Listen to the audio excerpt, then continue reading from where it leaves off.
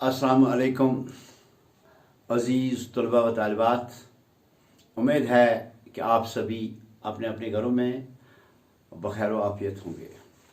प्यारे बच्चों, जैसा कि कल हमने अनुमान आजमाइश एक शर्त है, मैं ये जाना कि बूढ़े बाप ने अपने अकलौते बेटे को ये नसीहत की थी कि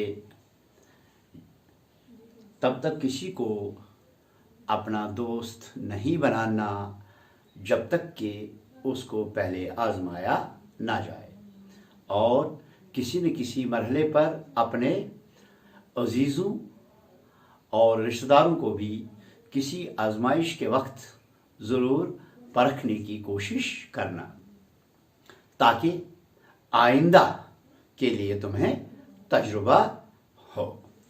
और प्यारे बच्चों, जैसा कि हमने कल यह भी पढ़ा कि बूढ़े बाप के अकलौते बेटे, यानी उसका अकेला ही बेटा था, यानी बूढ़े बाप के अकलौते बेटे के मरने के बाद उसने क्या किया, उसने सोचा कि मैं अपने बाप के मरने के बाद अपने बाप की नसीहत पे अमल करूं, और उसने अपने बाप के मरने के बाद अपनी ही बीवी और अपनी ही करीबी दोस्त पर आजमाइश का तैयार कर लिया। यानी उसने ये इरादा कर लिया कि मैं अब आजमाइश इन दो पर ही करूं। तो उसने क्या किया, वो एक कसाई के पास चला गया। कसाई का मैंने आपको कल समझा दिया, वो एक दुकानदार होता है जो भेड़ों को काटता है या भैंस वगैरह काट देता है, गोश्त भेजने वाला होता है, उसको कसाई कहते हैं। तो एक कसाई के पास चला गया और उससे सिरी और पाय, यानी सर और पाँव लेकर आया और उनको एक थैली में रखकर अपने ही आंगन में दफनाया। लेकिन उसने अपनी बीवी को ये कहा कि यहाँ पर मैंने अपने एक ज़ाती दुश्मन का सर काट कर इस खोपड़ी को इंतकामन अपने ही आंगन में दफन कर दिया है, और इसमें आप मेरा हाथ बांटो, और उसको भी गड़ा खोदने पर मजबूर कर दिया, यानी अपनी बीवी को भी गड़ा खोदने पर मजबूर कर दिया। प्यारे बच्चों, जब वो इस काम से फारिग हो गए तो ये इसकी बीवी जो थी वो बेचारी परेशान हुई, चुपचाप वो गड़ा खोदती रही और इस खोपड़ी को उन्होंने दफन भी कर दिया। तो इस काम से फारिग होकर ये नौजवान जो है, ये लड़का जो है, बूढ़े बाप का बेटा जो है, तो गहरी नींद सो गया। लेकिन उसकी बीवी जो है वो खौफ के मारे सारी रात उसको नींद नहीं आई। सुबह को नौजवान कहीं काम करने के लिए चला गया। उसका दोस्त, जैसा कि आपको मालूम भी है कि उसका दोस्त जो सरकारी जासूस था, यानी वो मुखबरी का काम करता था, वो सरकार को खबरें देता था,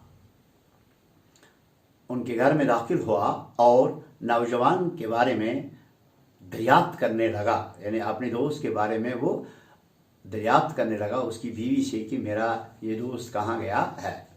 उसने देखा कि नौजवान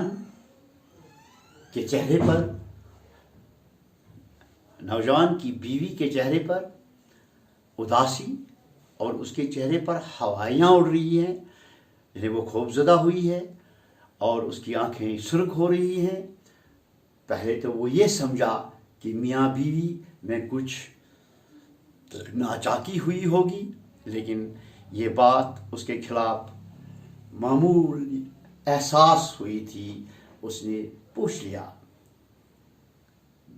अपनी इस भाभी से, यानी अपनी दोस्त की बीवी से पूछ लिया कि भाभी सच बताएं कि क्या बात है। ये सुनना था कि नौजवान की बीवी फूट फूट कर रोने लगी और उसे इल्तिजा करने लगी कि भैया तुम ही अपने दोस्त को बचा सकते हो। उसने कहीं जाकर अपने किसी प्राणी दुश्मन को कत्ल कर दिया है और उसका सर काट कर लाया है, जो रात के अंधेरे में हम दोनों ने गड्ढा खोदकर आंगन में छुपा दिया है। सरकारी मुखबिर ने खातून को दिलासा दिया कि घबराने की कोई बात नहीं है और उल्टे पांव यानी सीधे सीधे वो अपने दोस्त की तलाश में जा निकला। इत्तेफाकन यानी उसको इत्तेफाक के साथ इत्तेफाकन उससे कुछ दिन पहले शहर में कत्ल की एक वारदात हुई थी, जहां कोई कातिल मकतूल का सर काट कर ले गया था। कातिल होता है वो जो किसी को मार देता है, मकतूल हो गया वो जो मर जाता है।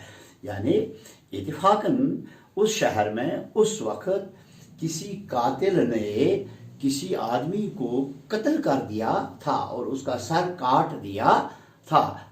तो मकतूल के वारिस जो थे वो बहुत ही अमीर लोग थे, यानी वो खाते पीते लोग थे। उन्होंने कातिल का पता लगाने वाले को नकद इनाम देने की ख्वाहिश जाहिर की और पुलिस भी कातिल को तलाश करने में मशगूल थी। प्यारे बच्चों, इसके आगे इंशाल्लाह हम कल पढ़ेंगे क्योंकि वक्त की भी तकदीर है। तो